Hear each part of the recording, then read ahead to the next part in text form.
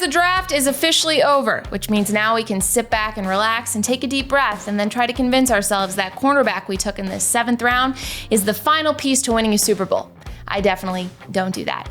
Guys, today we have a very special guest. We're also recapping the draft, of course, and we're getting a little nostalgic because this week I got to thinking, do you guys remember those old slides that we had on the playground that were metal and you'd slide down, they were really hot? Those were the worst, okay? And that slide still isn't as painful as Shedeur's. From Wondery, I'm Agar, and this is The Offensive Line.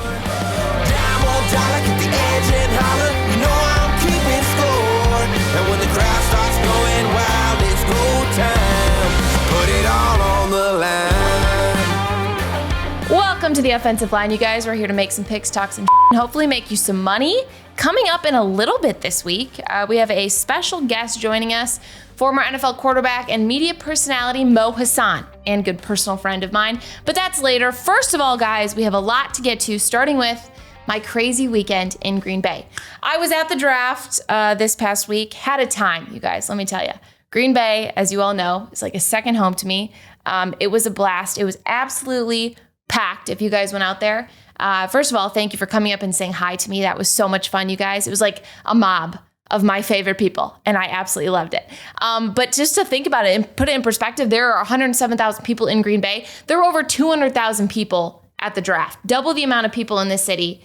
It was insane, though. I think the only good thing about having that many people in that area is it's so open, because it's just houses, and then all of a sudden you hit the field. You know, it's like a very Midwest town, very spacious. So I think it was able to hold all those people because of that. Like if that happened in a city, we would be screwed, you guys. I did wait 45 minutes for an Uber just to leave, and that was before everyone else left. So anybody that was struggling to get home that night, I feel ya, because that had to be just mass chaos. But I will say it was, and I told my team and my producers and everything before I came on the show, it was one of my favorite drafts. I haven't been to many. I know there's a lot of media people that have been to many more than I have been to.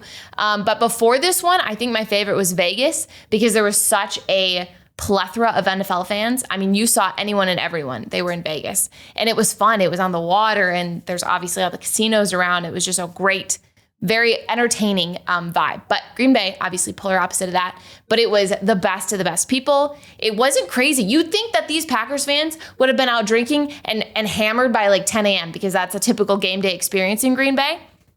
Let me tell you, they weren't. And guys, I don't want to say I'm disappointed with you, okay? But we got to live up to the drink responsibly here, you know? I thought you guys would be passed out in a ditch at some point before the first pick happened, and that was not the case. That was not the case. The bars were packed. There was a new 3-story bar, I'm sure you guys saw, that was built by the stadium, and it opened literally 2 days before the draft, they were telling me. That was packed. It was very rooftop Nashville vibe, so I'm sure people were having a time there, but it was not what I expected in terms of chaos. I think everybody was pretty chill. It was a very chill draft. I got there the first day on Thursday, probably around noonish, and it was just people walking around. It was like just a day in the park, you guys. You know, I don't know what I expected. I don't know if I expected some sort of like middle of nowhere tailgate bonfire type situation because it was the Midwest, but it was a time. It was good. It was good to be out there. I was very excited to meet all you guys. And man, let's start with the Packers pick here because what a pick. You know, there's a lot of pressure to make this pick after 23 years of not having a wide receiver being picked in the first round. But also the fact that it was in Green Bay and to have Mark come out there and the way he announced it, I'll give you a recap of the vibe. So I don't know if many of you know, I was at the draft, but then during the actual draft, I go off site because I want to pay attention to what's happening. And it's hard to when you're at the draft and to get tweets off and stuff like that. So I was off site. I was at a bar. I was at a Packers bar. And first of all, we waited another 23 years for him to make the pick. That was the longest announcement of a pick I've ever experienced in my life. And I've lived through fantasy football mock drafts, okay? First of all, so I'm waiting. We're all waiting for the pick. We're really excited. You know, there's anxiety. The bar was quiet, dead silent. Then he gets up there and the first thing he says for the first time, and everybody freaks out because then you know it's coming. And I had predicted Matthew Golden. I don't want to ring my own bell there, you guys. But I predicted Matthew Golden, and then the bartender looked up. He was like, "It's going to be Golden, isn't it?" I was like, "Yeah, we got him. Let's go." And then they made the pick. And the bar erupted, of course. It was a great pick. So in terms of my analysis of the pick, not just the vibes, because the vibes were high. I'm a big vibes person, guys. Vibes were high. I really like it. I really like it. As I said, we haven't taken a wide receiver. I'd love to check in on Aaron. How's Aaron feel about this whole situation? He probably doesn't care. He's swimming with dolphins somewhere. No, I think the vibes were high because it was a wide receiver, but also Matthew Golden, and people are saying, oh, just because he's fast doesn't mean he can separate and get. He'll be great. He's a great deep downfield threat, which is what we need. And the key thing here that we should probably look at first and foremost isn't drop passes. That'll be huge for us guys. To just catch like 2 passes in a row and all of a sudden you're wide receiver 1. I really like him. I think he's small. He's a little small. I met him on the red carpet. I'm small. I'm 5'5". So he might be taller. I'm just a short person. No, he is a little bit small, but I'm happy with the pick. I like the pick. I think he'll fit in great. I know everybody meaning me, was mocking like Egbuka to us, but I think he was a great. I'm happy we landed that pick. I feel really good about it. In terms of our other picks, let's just go down them real quick. The tackle confused me a little bit. I wasn't expecting that. I know we wanted to put emphasis on edge and cornerback, but Anthony Belton, I think it'll be good. This is me convincing myself. I said at the beginning of the show, all we do after the draft is just convince ourselves that this was the right pick. Or that it was the wrong pick. Look at all the people that said like the Tim Tebow pick was good, that the Broncos they traded up for him. That was a great pick. Or that Mahomes was a bad pick and Josh Allen. It's not quite the same with the tackle, but I think this will be good because our two guys are their contracts. They're entering their final year of their contracts. Zach Tom and Rasheed Walker. So I think this will be a good pick. And then the biggest surprise, and that was the cornerback position. And honestly, right before we came on to tape this, I got a tweet notification saying that the Packers and Jair are talking. I figured that might happen, but I thought we'd target a cornerback a little bit higher than the 7th round in the draft. Mike Robinson. That's good. He wasn't even in Mel's top 62 at that position, his list. So that's a little concerning, but I think we're going to make Jair a priority. Will he make us a priority? That is yet to be seen. No, I love that man. I'd go to war for that man. Speaking of, another Packers thing here that we need to discuss is everybody knows about the bikes, right? You guys all know about the bikes that they ride. They're children's bikes. Right? I could ask a random Giants fan and he would know about the bike history in Green Bay. Goodell didn't, apparently. He rode a grown-ass man's bike on stage. Okay, that's missing the whole point there, Roger. But I appreciate the nod to the tradition. It just could have been executed a little bit better. Things that I would take away from this draft that we can carry into Pittsburgh next year, guys. This is going to be what an absolute polar opposite dynamic from Packers fans to Steelers fans. And not in a negative way. Steelers fans, they're great people. They're just a little bit harsher, I feel like, than Packers fans. Like there were Packers fans out there just, I'm sure talking Giants fans' ears off or Cowboys fans about what best bars to go to in their city and where you get the best pastries. And like, this is not what we're going to get in Pittsburgh, okay? We're going to get flipped off and told to get the F out of their city. I'm very excited for this. I think Pittsburgh can take away the fact that it was such a massive amount of Packers fans, and I think we're going to get that in Pittsburgh. It'll be just massive amounts of Steelers fans, and I've never seen that at any other draft. Like, it was probably 90-10 Packers fans to every other fan base in the NFL. And they handled it really well. I mean, it wasn't like it was overwhelmed with Packers fans, but they were still well represented. Every time a team made their pick, you could still hear their fans cheering and stuff. So, I heard the bathroom situation wasn't the best in Green Bay. I can't even imagine 200,000 people trying to use porta potties. Could not be me, guys. I would hold it in before that happened after 200,000 people. Okay.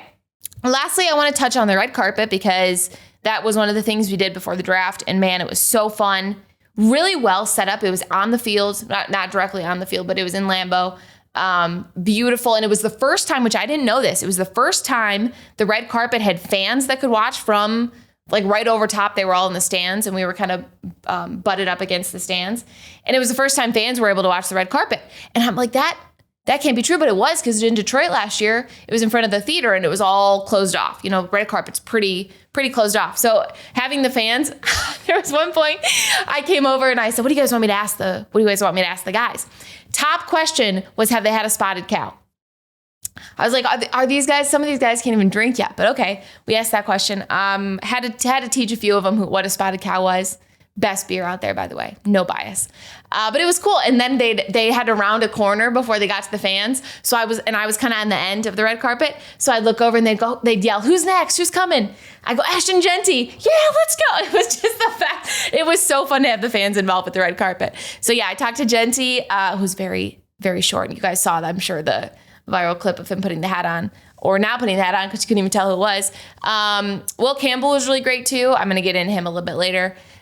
In the pod. Mason Graham I talked to, and Shamar Stewart. Great. They were all great. Like, so well spoken. They're excited. You know, everybody at the draft is excited. That's why I love talking to players there. All right, guys, we have to get to it. Okay. The biggest story of the draft. And this is not even the biggest story of the draft, but it was ESPN's biggest story of the draft, because it was Shedeur Sanders. He slid all the way to the 5th round, as I'm sure you guys know by now. You've seen a million tweets about it. Where he was selected by the Browns. That is the more shocking thing to me, is that he was selected by the Cleveland Browns, and we'll get into that in a minute. He was their second quarterback taken. I just can't believe it. There's a meme, you know, the meme of like I don't remember what show it's from, but it's everybody holding a gun to the person in front of them. That's how I feel. That's this quarterback room. Nobody's safe, but nobody knows who's in front of who.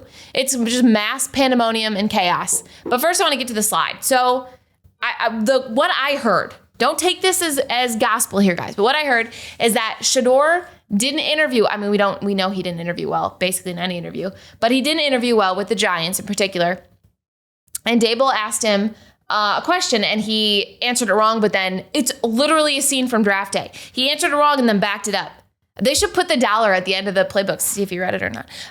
But yeah, he backed it up apparently, in that he just rubbed Dable wrong and he told the NFL about it. So word like that gets out there. I feel bad for him, because I think I don't know him personally, but I think he's a great kid. And you always want these prospects to do well, name aside and all that. So it was just a really unfortunate that he fell that far. Did I still make memes about it? Absolutely. But the funniest thing that everybody was talking about was Mel Kiper, right? Mel Kiper was freaking out, probably having a grade A panic attack, because he fought for Shedeur so much. But Mel Kiper's credibility being questioned, you guys. Do we not remember Jamarcus Russell? Didn't he say he was going to be like a top 5 quarterback? Let's just calm down, okay, with the Mel Kiper hate. Everybody speculates. Look at like I said earlier, the Mahomes speculation. I could tell you right now, Matthew Golden's going to be a Hall of Famer. Let's just calm down, okay? Everybody just chill.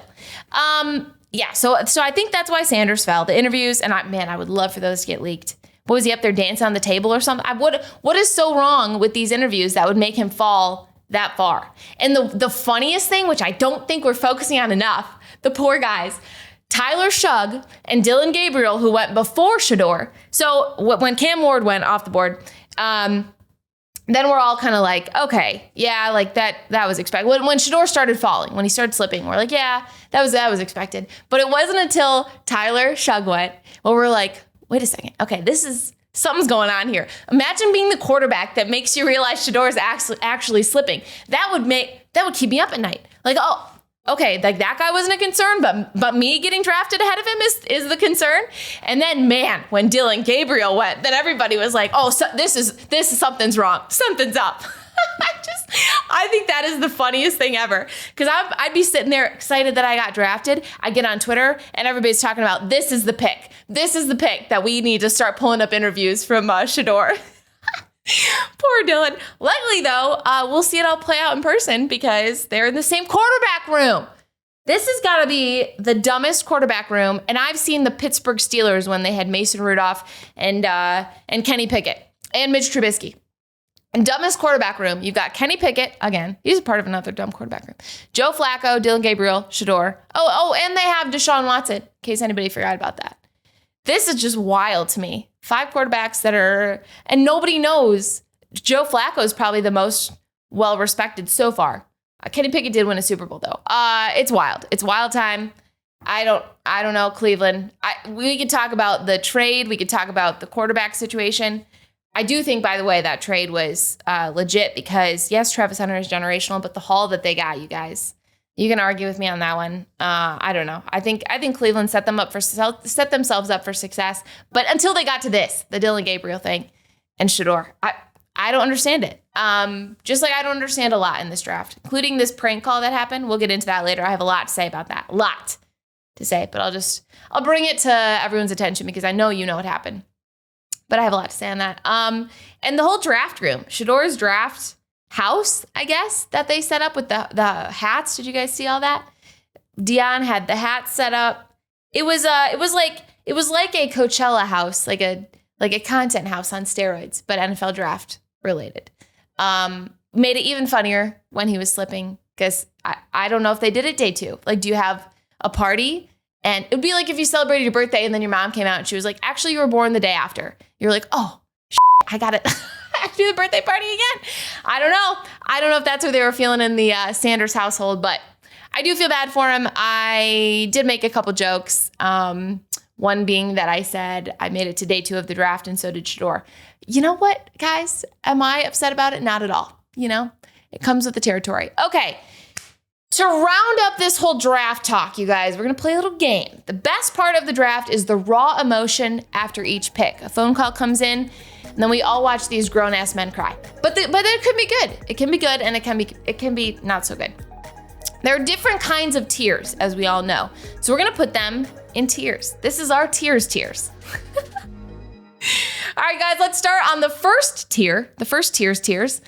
This is going to be so fun for me. My poor producers are going to be so confused the whole show.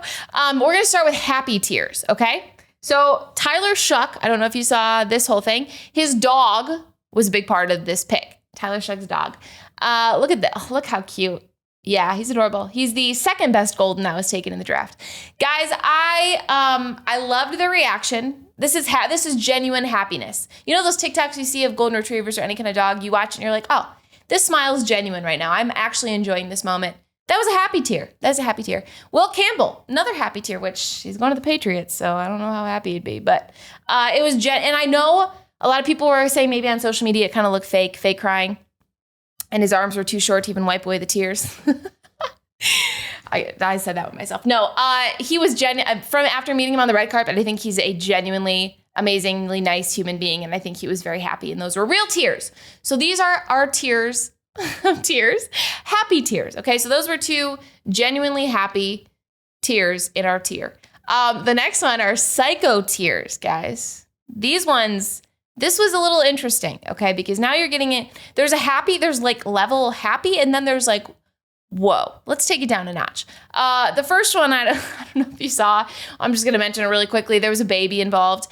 It was Kelvin Banks' baby. And I don't know if it's his kid or not, but next to him, the baby was fast asleep, probably in REM sleep, enjoying his life, growing as babies do, to be woken up to sheer chaos. And he started throwing up because I'm sure it was a shock to his system. He'll probably need therapy later in his life because of it. But I'm very happy for Banks, and that was hilarious. All right, guys, and next up, how about this from Ahmed Hassanin? Coach, I would die for you, Coach. I just want you to believe in me. I just want you to believe in me, Coach. I would die on that field for you, Coach. So, I mean, amazing. Love the dedication of the team. A little bit psycho, though. Let's take it down a notch. He'll fit in great in Detroit, guys, let me tell you.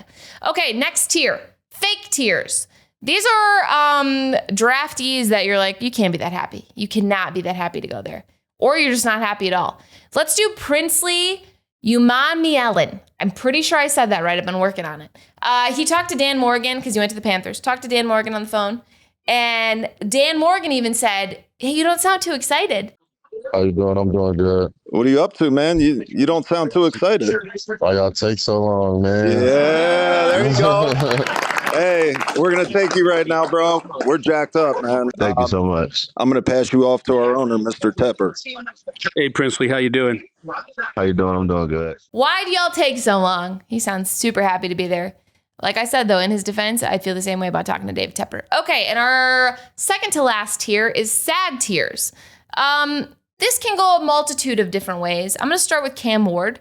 He went to, obviously, number 1 overall to the Titans. We didn't see that coming, did we? It's not like we speculated it for months. But the second he got drafted, he cried. He was very emotional. There were tears streaming down his face. It was a great shot. It was an absolutely great shot. However, we missed it live because they had a shot of Shedeur up there. Guys, can't make this up. So that's why he's in my sad tears. He probably had happy tears. We didn't see it. And the next one is Micah Parsons. This is my favorite tier, by the way. Micah Parsons.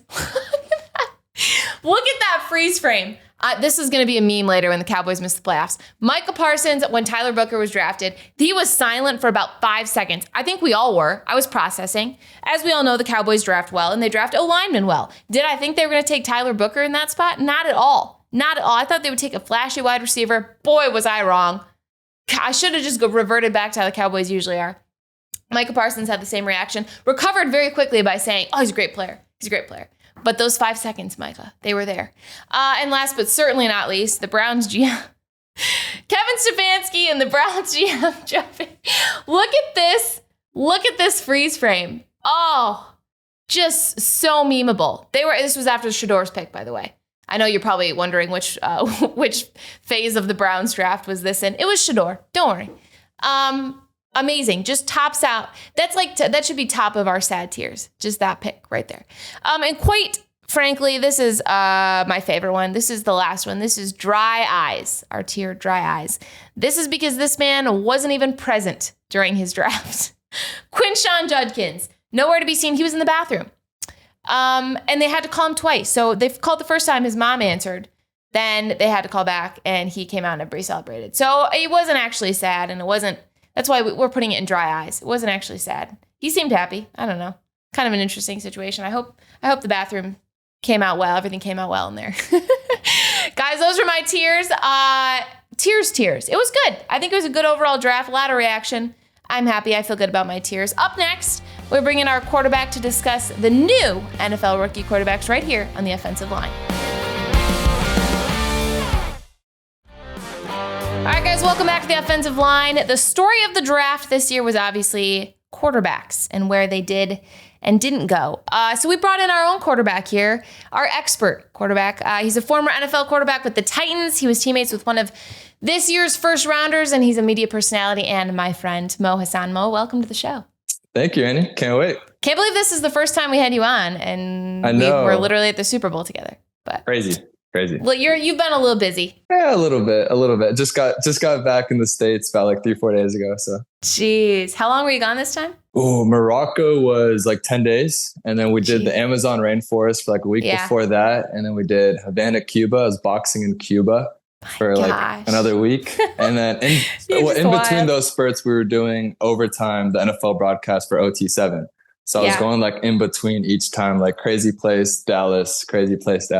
And you tell the people, because you told me when we went to Super Bowl, you had been playing in Japan. And you loved Japan. But you were there for a couple months, right? Yeah, 6-7 months. So yeah, I was living in Tokyo, had my stint in the league and was kind of talking to some CFL teams. Ultimately, it fell through and an opportunity in Japan came up. I didn't even know they had a football league, to be honest. Yeah. And it was really through like a marketing lens, because they saw like some of my social media stuff. They're like, hey, do you want to work with brands in Asia?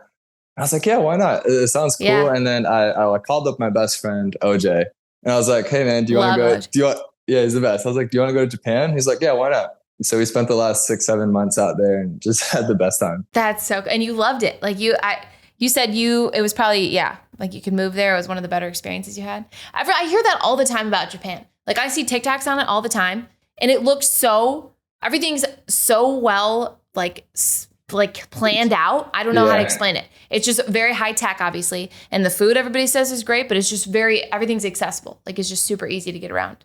Yeah. Well, if you're a foodie like me, like all my trips planned around food. Like that's the first thing I look at. And like Tokyo's the place for that. Like the most Michelin stars, and like not even like the fancy stuff. Like you can hop into any hole in the wall and it'll be the best food you'll ever have. And pizza, like foods you wouldn't even expect. Like Tokyo is the best pizza in the world. Like you would think. Yeah, because everybody just thinks sushi or something, right? Yeah, like you would think like Southern Italy, like New York City, like Chicago style, Detroit, like whatever. Like Tokyo, like they perfect all these things that you wouldn't even expect.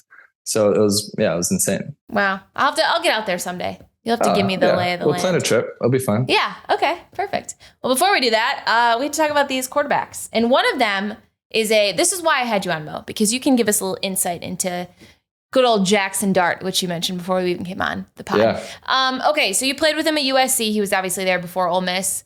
He got drafted by New York. Thoughts, first of all, on what New York is getting with this pick? What kind of quarterback is Jackson Dart?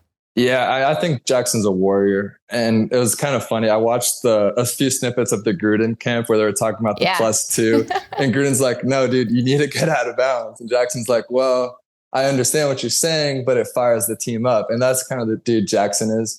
So I was a grad transfer and he came in as a true freshman. So I was only out there for a year, but I mean, we were close. Like he would come over the house all the time.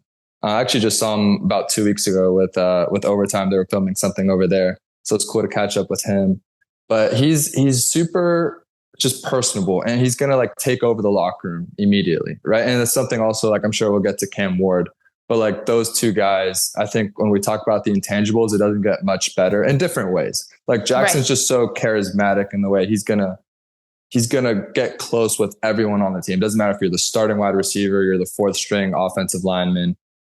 He's that kind of dude. And he did at a young age because I was older. I was like 21. He came in at like 18. And it was really impressive to see him build those relationships early on. And he wasn't even the starter when he first came in, but like guys just gravitate around him. I mean, obviously I'm biased because, I'm friends with him. I like him, but, I had him as QB2 after Cam. And I think it's a great draft pick. I think he's going to do a really good job. And these franchises need that because they're tough franchises to go into as a rookie quarterback and try to change the whole dynamic of a locker room that's been losing for so long. So I give him a lot of credit because I think, like you said, his personality will hopefully help. You got to talk about the clap and the snap count. What is that? I mean, did it look as bad as it did in that video? I don't think it looks bad. That's just how college football is designed now. But it's almost like dumbed down or something, right? Like, did it seem that way, or is that just how? Cadence, I don't think is too difficult of a learning curve. It's going to be more of the concepts, like especially like when Jackson and I were at USC, we were air raid with Graham Harrell. He was under the Mike Leach system, so that was year one with Jackson. Then he goes to Lane Kiffin, and it's not exactly air raid, but it's an offshoot of that, like a spread air raid type system, and like they're getting guys just wide open, and they're more talented at offense than most of the teams they're playing against. So that's a little bit of the learning curve. But that's the advantage. Like you could sit behind Russell Wilson for maybe a year, or depends how they play. Obviously, maybe 3/4 of the year. Develop. He's not into a situation like Cam Ward where he's going to come in and play right away. He'll get a bunch of motivational speeches in the meantime, so that'll be great. Yeah. Okay, let's talk about Cam Ward to Tennessee. Obviously, #1 overall pick. He went from, this is interesting, and this is kind of a correlation I want to make with you and him. He went from Incarnate Word to the #1 pick. You went from a junior in college to Vandy to USC to the NFL. Kind of that's a big leap. And I don't know if we talked about Cam Ward enough because of the whole Shedeur thing. And like, it just was expected that he was the #1 overall. When he kind of separated from the rest of the pack, everybody just thought, yeah, that's like, he's going #1 overall. That's it. Let's like focus on everybody else. What would people maybe not understand about that journey from kind of it's like a tough road that way to get to the NFL, right? Yeah. I think he's the first 0-star, almost no offer prospect to go #1 overall, I think. And it's a crazy like dichotomy. Quinn was like the top recruit in the history of recruits, is like the last quarterback taken. And then Cam, which I like as an underdog, I can relate to that story. And a lot of people probably can. So like, I do enjoy that, but he plays with that chip on his shoulder. Like that's what makes Cam. Like those, when they vlogged, it was Shedeur and Cam with the training sessions. You saw the difference between the two guys. Like Shedeur, obviously with the family pedigree, he's rapping. Yeah. He loves to do all the off the field stuff, which, hey, I'm with it. Like I like off the field stuff. But Cam is literally just football. And one of the cool examples was I used to do a lot of University of Miami football content. So I was like really close to the program, and we were trying to get Cam on the podcast because like Cam would be like the big guest. And at the time, he actually had declared for the NFL draft, but he was considering coming to Miami. And everyone like tweets like, these crazy edits, right? Where it's like you're winning like an Oscar for like these cool videos and graphics. Like I'm going to the NFL, da. Cam literally just put up like a phone, and it looked like a flip phone. Like it looked like it was filmed on a potato. The most blurry video of all time. He's like, "Hey guys, yeah, I think I'm gonna go to the NFL. You know, I'll see you guys." And it looked like it was like he was being held gunpoint or something. He didn't want to do it. He is a football dude. He is there just to play football. Literally does not care about a thing outside of football. Love it. Yeah. Okay, so the other tie with you guys, the Titans. Is this a good fit in your opinion of what you know about Tennessee and Cam Ward? Oh, absolutely. Coach comes from Cincinnati and what they did with Joe Burrow. Like, I think it's perfect. I think that's the game plan right there. And I just heard Orlovsky saying the same thing. Like, they're going to build around him the same offense, right? Because it's the same coordinator now. He's the head coach. And the other element, so when they brought in Joe, they brought in the wide receiver he was familiar with, Jamar Chase. They do the same with Xavier Restrepo. Now, different players, obviously. Jamar Chase is a top 5 receiver in the league. But Restrepo is no scrub. Restrepo is the leading wide receiver in University of Miami history. Now, the reason why he went as late as he did, that's a different question. But right, they clearly have that chemistry. They're comfortable together. I think they're building around that same game plan that they had success in Cincinnati with. Yeah. And obviously it's worked besides last year, but right.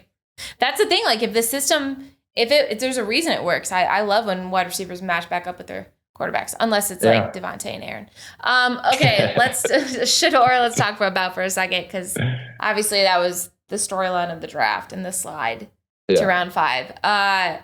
What's your just opinion, your first overall take on that whole Shedeur thing? Surprised, like everyone else. I hadn't been around him or heard as much. Like, obviously, I was close with Jackson, and been around people who've played with Cam.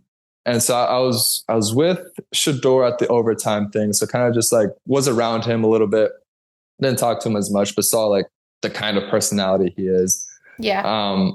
I guess I would love to hear what you think, Annie, but it seemed like after day 1, like if you're not a first or second round guy, they see you as a backup. Yeah. Right? And then what do you want in your backup quarterback? You don't probably want the guy who's rapping, who's your dad is saying he's only going to go to 3 or 4 teams, who's going to make a big fuss on Twitter or something like that. Like, you need the guy who's in the room preparing the starter. Yeah. So if you don't have him as the starter, then what do you bring him in for? And that's kind of like a distraction, especially at that position, because you could sacrifice a wide receiver who has intangibles you don't agree with, but not as much at quarterback. So that's kind of where I saw it. That's why I'm amazed at this whole Cleveland situation. And I'll ask you in a second who you think the starter will be at the end of the year. But like you said, with a backup quarterback, you're thinking just sort of someone reliable. And backup quarterback is probably one of the better positions in the NFL. You're this reliable journeyman that just goes from team to team. But he's not at all that. That's not his personality. That's not his persona. That's not what they expected him to be. So in your opinion, out of the 5 quarterbacks, Kenny Pickett, Dylan Gabriel, I got to go through them all now, Deshaun, Shedeur, and who am I missing? Joe Flacco. Who do you think at the end of the year is the starter? Well, Deshaun's out all year. So then we go to the other, 4? There's so many in that room. It's insane. It's crazy. It's crazy. Okay. Drafting Dylan in the 3rd round tells me something happened in the 5th where I think Jimmy Haslam kind of just made a call and was like, hey, like kind of the same way he pushed through the Deshaun Watson trade is like, hey, we're taking Shedeur, which I agree with. Like, that value in the 5th round is insane. Like, if you miss on a 5th round quarterback who has 1st round potential, so be it. Like, you live with that every day of the week. So I think it's a good move. And then you have Joe, who, like, what you have with Joe. He's a veteran. Mm-hmm. Like, he could play tomorrow and be just fine. Like, that's what you're going to get. You're not going to win a Super Bowl with him at this point. What I would do, like, I would play one of the rookies, whoever plays the best, right? And then I would make it a play for 26, right? So if, say, Shedeur is as advertised and we win more games than we expect, great. We got a franchise quarterback in the 5th round. Let's go. Like, we're in a really good position. Now we lose a bunch of games. Now we're in a position to get a guy next year like Arch Manning, Drew Aller, Cade Klubnik. It's a decent class, probably better than this year's. So there's not as much value for me in starting either Kenny or Joe this year. Yeah, and I think that's got to be where they're thinking. They probably think they're in the best situation with all of these options to choose from. Like, what could go wrong? But it is the Cleveland Browns, so I'm sure something will. Okay, over the past few weeks, Mo, I've been breaking down draft classes, their top players or top prospects with advanced analytics. Things like I compared them to cereal and Coachella acts and Midwest delicacies or desserts. It's very, very highly thought out, guys. It's very niche there. It is. But it gave you a good insight into maybe what the player was like from a different perspective. And that's what we're going to do again today. However, we have tailored this to your interests, Mo. We're comparing them. Why is this my interest? We're comparing them to reality dating shows.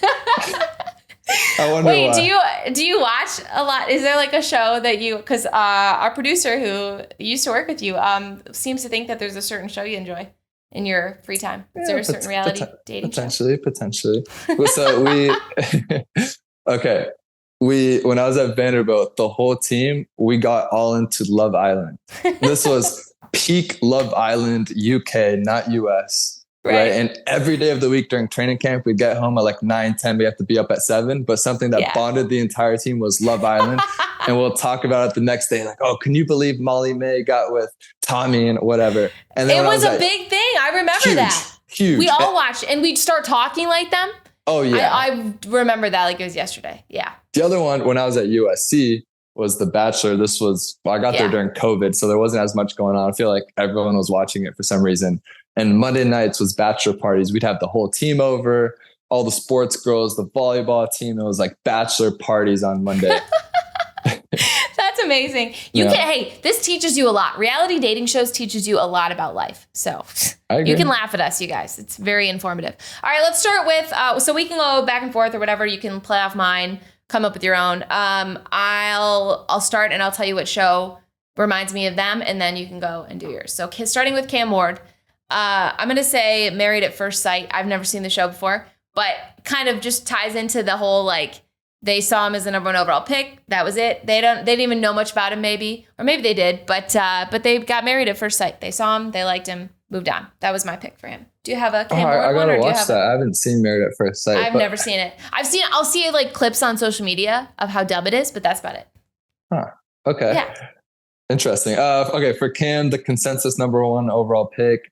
So calm in the pocket. Everything is so curated toward what he's doing. I'm going The Bachelor. That's like the show, right? Like there's a bunch of offshoots off The Bachelor, but that is the one. He's the number 1 overall pick. That's a good one. I almost went with that one. Yep, I like that. Okay, let's do Jackson Dart.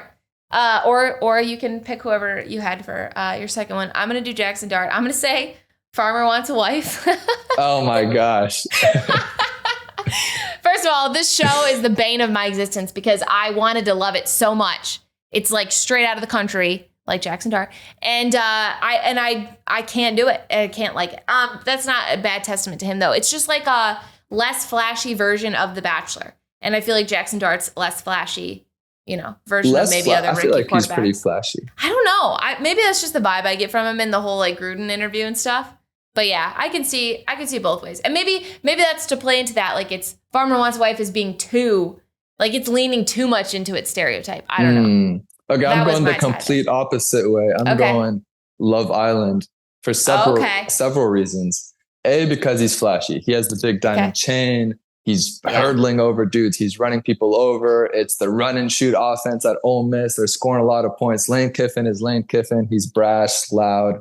All that. Love Island, you never know what you're going to get on a daily basis, right? Like Jackson can throw a bad interception. The next play, he could rip an 80-yard ball down the field. It's day to day here, Love Island. The other part is there's a lot of controversy with his girlfriend, as you probably know. There's a lot of interesting edits, which are, to me, they're pretty funny, but I would love to get your take on it. Funny. They're hilarious. They're so funny. They're so funny. And there's a Go look them up, guys. They're hilarious. If you've seen Love Island, there's a Casa Amor segment where halfway through the show, you go to a new house to see if the temptation will get you to flip. Clearly, the temptation worked on Jackson when he got to Mississippi. So that is why I love Island. You have thought this through long and hard. I'm very impressed. I'll take mine away. I like yours way better. That was amazing. Okay, Tyler Shuck. This one's pretty straightforward. I'm going to go with The Golden Bachelor just because this man's like 41 years old. And this is a different version of every show that we've seen on The Bachelor, Bachelor in Paradise. Golden Bachelor is they're just another variation. And Tyler Shuck is basically Brandon Whedon 2.0. So I'm gonna say Golden Bachelor for him. Did you have one for him? Yeah, I think Whedon was 28, Shug is 24. So he's older for sure. He went to it's the older quarterback. We played against him when he was at Oregon in the Pac-12 championship back when it was Pac-12. And then he went to Tech and then Louisville. So I guess I see what you're saying. Those are like the ex-girlfriends. Now he found Kellen Moore. Kellen Moore is the new, right? Maybe it'll last longer than a couple weeks this time. I like it. All right, next up, let's do Jalen Milroe. This one was kind of difficult for him, but I think I'm going to do Love is Blind. Because I would personally, this is my theory, like he's the most athletic freak athlete that we might see in this draft, right? He's 6'2", 225 pounds, cannon for an arm. The only issue is, and I'm blinded by, I think he's great. I think he's a great player. But I remember that Oklahoma-Alabama game, and it was not pretty, let me tell you. So I feel like we're a little blinded by the athleticism, because usually that athleticism is directed toward the other team's DBs. So I'm going to go with Love is Blind on that one. I like it. I'm going Too Hot to Handle. I don't know if you've seen that before. Yes, that's a good one. So with the athleticism, is the temptation too much to draft a guy who's that raw, right? And then the whole game is like everyone else has like all this production and is more developed as a passer, but you see this ability with Jalen Milroe, and it's like, God, like I have to just go into my temptations essentially. I like it. And I think like Mike McDonald in Seattle, like he was around Lamar. He was on the staff there in Baltimore. So I think he kind of sees what they did with Lamar. Obviously, he's not starting right away because they have Sam Darnold, so he can sit, use him in some running packages and then see what happens. But the temptation was there and he took it. I like it. That's a great one. I think that's our best comparison so far. Okay, one last one, a quick one. Shedeur. I'm just going to say 90 Day Fiance because it took about that long for him to get drafted. So. Do you have one for Shedeur? We're going overseas on this one. I don't know if you're ready. Okay. We're going Temptation Island, Spain. Okay. Montoya. So I don't know if you've seen this, Annie. I haven't. Oh, you haven't? Oh, okay. You're in for a good one. After search Montoya on Twitter. So it's this man who was in love with his girlfriend. Then clips of his girlfriend, they're playing in real time of her hooking up with another man. I saw this on Twitter. Yes. Yeah, there you go. Yes, there you go. I saw this. Oh. And he's running on the beach. He's on all fours. He's praying to God. And everyone's like, Montoya. That was Shedeur because he's seeing all the other quarterbacks get drafted to the teams he wants to go to. He's wearing the New York Giants cleats. And who gets drafted to the Giants? Jackson Dart. Unfortunately, that might be the most accurate comparison we've ever had on the show. That's great. I forgot all about that. And I didn't know the context of it. I saw that clip so many times and figured it was from a reality dating show, but didn't know. Now you know, guys. That's great. That was a great comparison. Yeah, it's a lot of pain for both of them. Oh, so much pain. Yeah. All right. One last question really quickly because I have to know. Have you seen the gorilla versus 100-man thing? Oh, yeah. Since you've been under a rock because you've been in a desert for so long, I didn't know if you. What are your thoughts on that? Who would win that, gorilla or the 100 men? So, are we able to organize before the fight, or are we just going straight into it? This is such a typical response to this. Well, what are the ramifications here? What do we get to do? Yes, you can organize as an army of 100 men. You have a strategy against this one gorilla. It's not like a freak thing. And just general population sample size, or are we going fighters? Yes. We could choose. Nope. General, like a very broad spectrum of size and I think with organization, we got a shot. I think we got to go a few people with the legs. But no weapons. You don't get no weapons or anything like that. You think it can still? Yeah. It's going to require a lot of planning, and we're going to take a lot of casualties. Don't get me wrong. It's going to be tough. Oh, yeah. The hardest part is going to be the mental part, because if you see 30 dudes before you get shredded, you know, how are they going to respond? That's the issue. But like 100 David Goggins, we got a shot, you know? This is like the Roman Empire all over again. Like how men think about the Roman Empire. It's going to be the gorilla versus 100 men. Well, thank you so much, Mo, for joining us. I appreciate it. Hopefully you'll come back again. We'll need a little recap on these quarterbacks when they start playing. See what your opinion of them is. Absolutely. Appreciate it. Thank you. All right, guys, stay right here on the offensive line. Next up, we're talking more of Bill Belichick. Stay tuned. All right, right, guys, welcome back to the offensive line. Everyone once again is talking about Bill Belichick. If you didn't see it this week, there was a CBS interview with Bill that he did over the weekend. People are confused. They're not sure what's going on in his relationship. Were we ever sure, you guys? What's weird to me is that Jordon, his girlfriend, she's speaking for him in this video during the interview. I don't understand it. This man has done a million press conferences. So basically what happened is he's talking to Bill and they ask him something about how they met, how he and Jordon met. And she, from her little corner, says, we're not talking about that. We're not going to talk about that. First of all, okay, Coach Bill Belichick, Super Bowl winning coach, one of the greatest coaches of all time, has been through how many tense pressers and interviews and situations where he's being interviewed. The man knows a few things, okay? I don't understand what she can bring to this relationship other than support and encouragement, which is great. I'm all for support and encouragement in a relationship. She can bring maybe energy that he's lost over the years. Somehow she makes him happy, and I'm happy for them. However, you offering advice during an interview, I don't feel like that's... I didn't see that coming. That came out of left field, you guys. And it's changed my opinion a little bit on this Jordon Bill situation because, like I said, I'm all for him being happy. And her offering support, but then offer support, you know? And this brings up the question, how did they meet? You know, these are the questions I need answered and asked. I sit up at night thinking about them and contemplating them, which is what they wanted. This is what they wanted us to do, you know? I'm glad Bill's happy though, maybe. And he also had like this ratty sweatshirt on. I don't know if you guys saw it. Go look at the interview.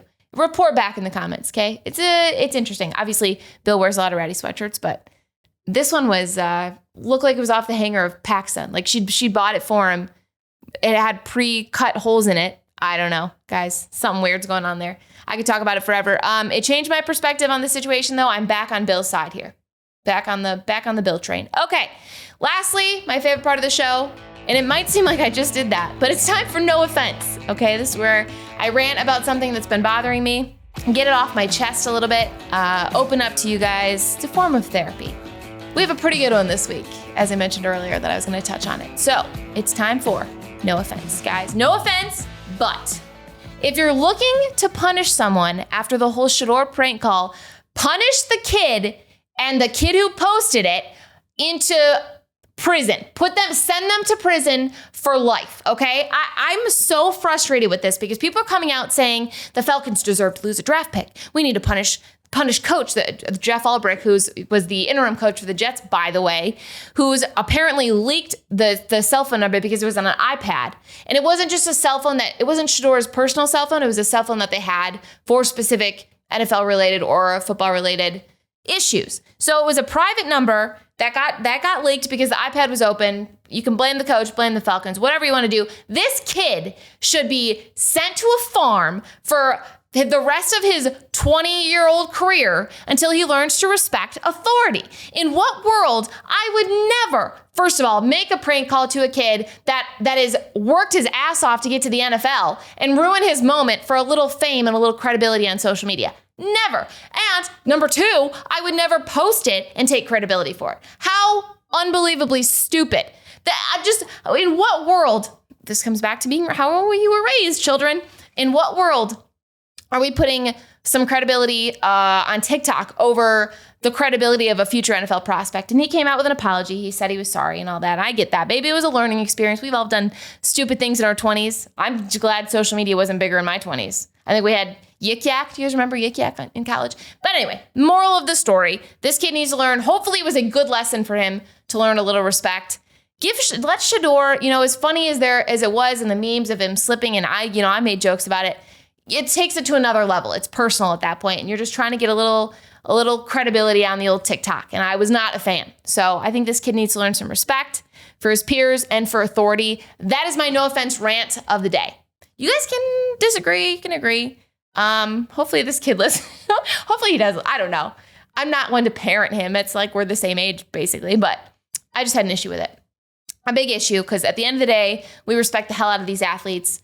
Seeing them walk the red carpet with their families and how proud they were, I just couldn't imagine ruining that moment for them. So, no offense, but a lot of offense taken there, kid. That is it for this week on the offensive line. You guys be sure to follow us wherever you get your podcasts. Make sure to subscribe so you don't miss an episode. And as always, you guys, Des didn't catch it. I'll see you next week.